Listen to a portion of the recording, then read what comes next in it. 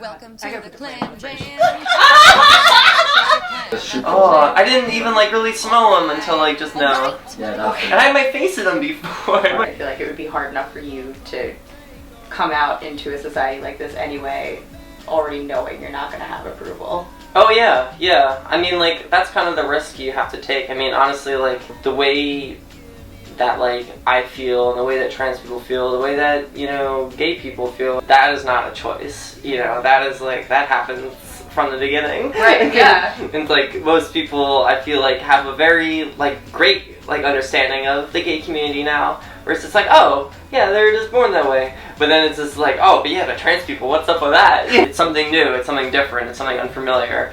Humans don't, you know, don't react, like, well to change. And from experience and from people I know, it's very hard to find jobs when you're trans. People either just kind of, like, ignore you, or, you know, even if your credentials are great, although not openly discriminated against, it's very, like, behind the doors, like, passive-aggressive, kind of just, like, you know, you don't get an opportunity quite as often. And it's harder for me now, because it's like, when I had my last job, you know, I was still presenting as a male. I was transitioning on the job, and my hair was getting longer, and my face was changing and became more feminine looking, and my pants got tighter.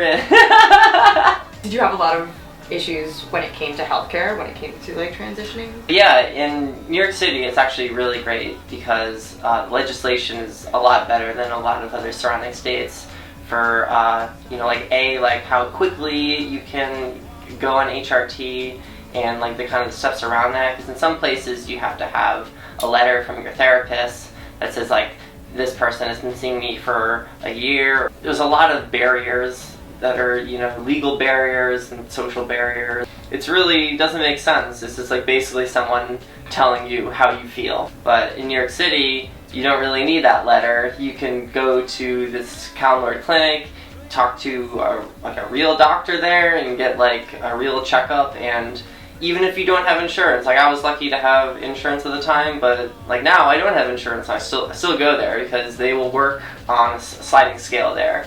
Do you think there's any transgender issues that don't get discussed in the media?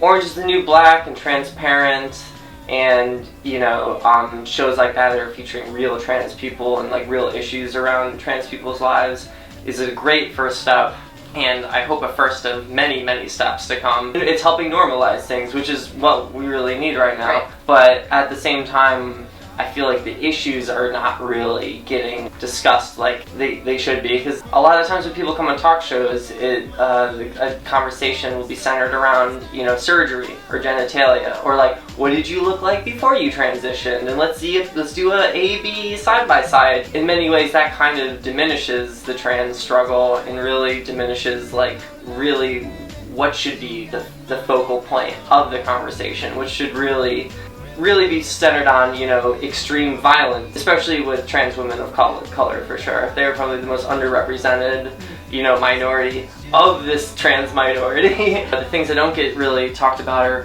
what are the monthly cost of hormones? You know, what are the monthly cost of, you know, electrolysis and laser hair removal? I'm not saying everyone's trans experience is different. I'm not saying everyone goes this route, you know what I mean, as a trans woman. But to have that option and to have it be so difficult and take that away from a lot of people, especially people that need it the most. For a lot of people, it isn't cosmetic, you know? Right. It's just like, this is how I need to live. This is, like, for a lot of people's safety, you know what I mean? It's really essential for a lot of people, and I think those things really don't get discussed. The things that, the painful procedures and needle prodding, you know? Because it's like, I know this hurts, but I know it's good for me, this is what I need to do. Yeah. And it's like, that can get you through it, right, along with a beer and a shot. What do you want to see change? Having people in general having a normal attitude towards trans people, or just thinking, like, oh, it's just a woman, you know what I mean? Yeah, what's your New Year's resolution? And not what about your operation? yeah, it's just like having that filter removed from people being like, oh, I'm not viewing them as a separate entity. Like, none of those things in the end really defines anyone as male or female. Your sense of self, that's all within you. That's all, like, in your brain and how you view yourself. And when you look in the mirror and when you know, think of yourself as a person, like how you envision yourself. And that's really the only thing that's the only way you can really identify. Anyone can identify anyone. Is themselves. So much fun to shake some clams and jam. In the next 2 weeks, we are doing another interview, and if there's any questions that we didn't answer that you want answered, please write them in the comment section below. These are not our genitals. Further down.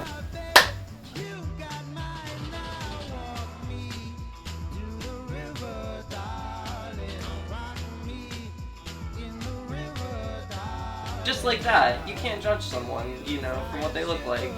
You know, whether you shouldn't judge somebody. Yeah, you should. Or did I say should? No, you said you can't judge somebody, and I was like, people do that shit all the time. Oh yeah. Oh no, you definitely can. Oh no, for sure. You can definitely judge but you people. shouldn't.